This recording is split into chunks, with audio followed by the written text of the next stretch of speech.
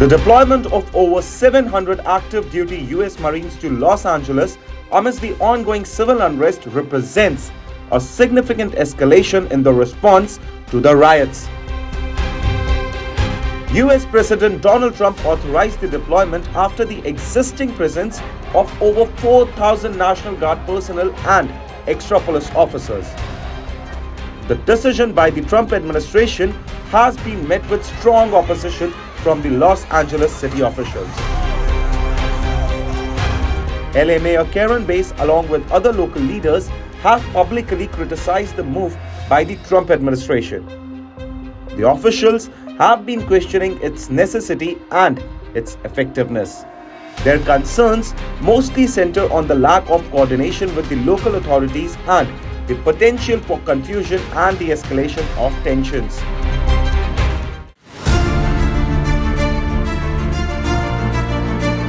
Trump's justification of the deployment is the protection of the federal buildings. This carefully worded rationale seeks to avoid invoking the Insurrection Act, a law allowing for military deployment to quell rebellions. This strategic move is intended to sidestep the legal complexities associated with the deploying of active duty military personnel for the law enforcement. The Marines are limited in their capacity to perform such duties and may not search, seize, or arrest without specific authorization under the Insurrection Act.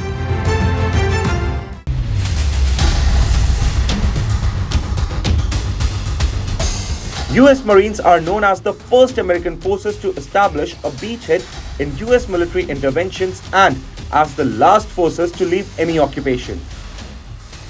The deployment of Marines is not without historical precedent. A similar deployment occurred during the 1992 Los Angeles riots, a period of significantly greater violence and loss of life.